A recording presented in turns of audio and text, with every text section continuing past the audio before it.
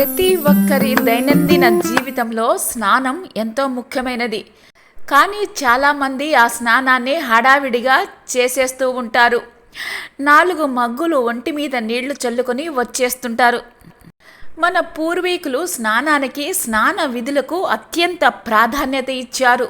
నదీ స్నానం ఉత్తమమైనది, ప్రవాహంలో స్నానం మధ్యమమైనది, అధమం తటాకంలో కూప స్నానం. నదులలో స్నానం చేయటానికి కుదరని వారు ఇంట్లోనే తల స్నానం చేయవచ్చు. ముఖ్యమైన స్నానాలు 6 విధాలుగా ఉంటాయి. 1 నిత్య స్నానం, జప తప ధ్యాన పూజ పారాయణాల నిమిత్తం చేసే స్నానాన్ని నిత్య స్నానం అంటారు. 2 నిమిత్తక స్నానం, దోష నివారణ కోసం చేసే స్నానాలను నైమిత్తిక స్నానం అంటారు. 3 కామ్య స్నానం, కొన్ని ప్రత్యేక ఫలితాలను ఆశిస్తూ చేసే స్నానాలు కామ్య స్నానాలు. వైశాఖ, ఆషాఢ, కార్తీక, మాఘమాసాలలో చేసే స్నానాలు, యజ్ఞ యాగాదులలో చేసే స్నానాలు కామ్య స్నానాల కింద వస్తాయి.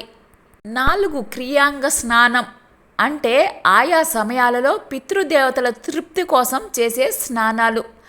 5 మలాపకర్షణ స్నానం, దీనినే అభ్యంగ స్నానం అంటారు. శరీరాన్ని అంటి ఉన్న మురికిని వదిలించుకోవటానికి చేసే స్నానం. 6 క్రియా స్నానం, పవిత్ర పుణ్యక్షేత్రాలలో చేసే స్నానాన్ని క్రియా స్నానం అంటారు. కొంతమంది ఆరోగ్యరీత్యా నీటిలో స్నానం చేయలేని వారై ఉంటారు.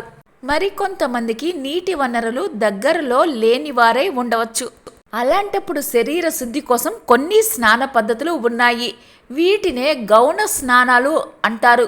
ఇవి 8 రకాలు. 1 మంత్ర స్నానం, మంత్రాలతో స్నానాన్ని చేసుకోవడం.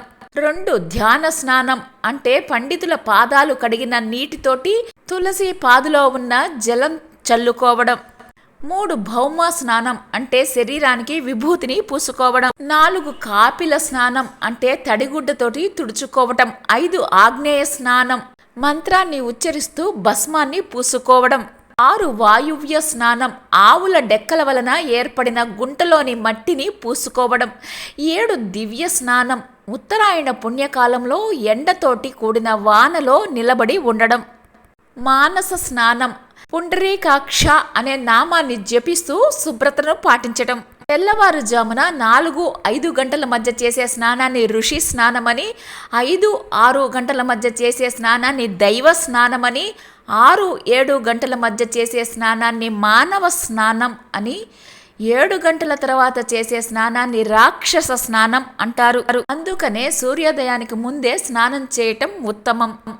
నదులలో, ప్రవాహాల్లో, చెరువులలో స్నానం చేసేటప్పుడు 3 సార్లు పూర్తిగా మునిగి స్నానాన్ని చేయాలి. పట్టు బట్టలతోటే స్నానాన్ని చేయాలి. దిగంబర స్నానం చేయకూడదు. స్నానం చేసిన తరువాత దైవనామ స్మరణ చేస్తూ శుభ్రమైన వస్త్రాలను ధరించాలి.